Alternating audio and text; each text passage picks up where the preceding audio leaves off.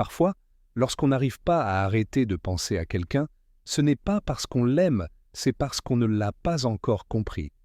On n'a pas compris ce qui s'était passé, pourquoi cela s'est passé, pourquoi ça nous a fait autant de mal, pourquoi on n'a pas eu de réponse à nos questions, pourquoi ça s'est terminé comme ça. On n'a pas encore fait le travail psychique, on n'a pas encore compris la leçon.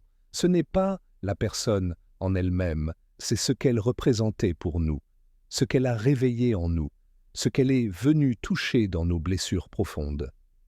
Quand on a aimé profondément quelqu'un, on a l'impression de le connaître vraiment, mais souvent, on ne connaît que l'image que l'on s'est faite de lui ou ce qu'il a bien voulu nous montrer.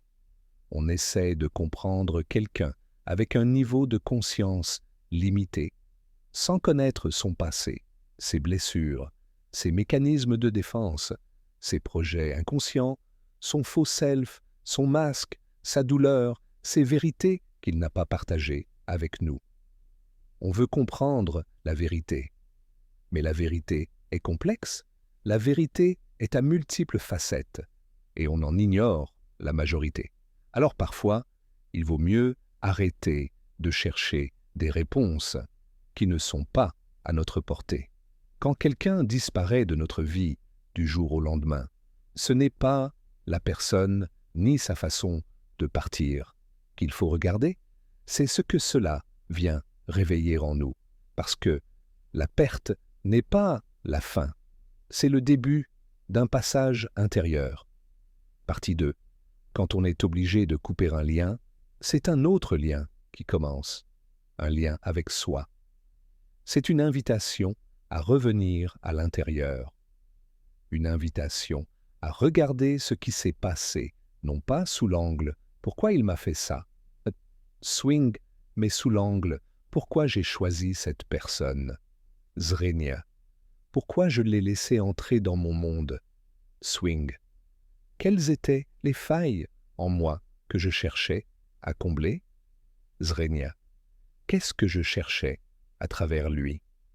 Log. Qu'est-ce que je n'ai pas vu chez lui? Zrenia. Qu'est-ce que je refusais de voir? Zrenia. Qu'est-ce que je tolérais? Zrenia.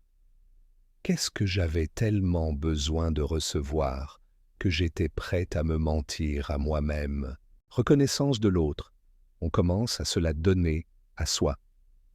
On commence à voir là où on était aveugle, là où on s'est perdu, là où on a abandonné ses limites et ses besoins pour rester dans la relation.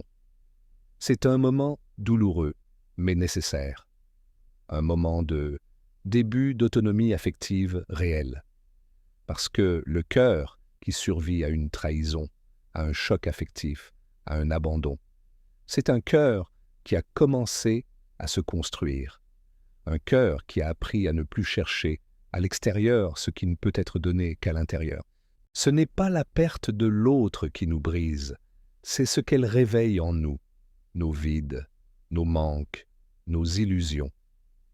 Mais au cœur de cette douleur, une lumière peut naître, celle de la conscience de soi. Car chaque séparation, aussi douloureuse soit-elle, est une porte ouverte vers une rencontre plus profonde avec soi-même. Et parfois, il faut perdre quelqu'un pour enfin se retrouver. Non pas en tant que victime de l'histoire, mais en tant qu'auteur d'un nouveau chapitre. Un chapitre où l'on cesse de mendier l'amour et où l'on commence à l'habiter. Un chapitre où l'on cesse de chercher des réponses à l'extérieur, pour enfin écouter le silence intérieur, là où toutes les vérités dorment, prêtes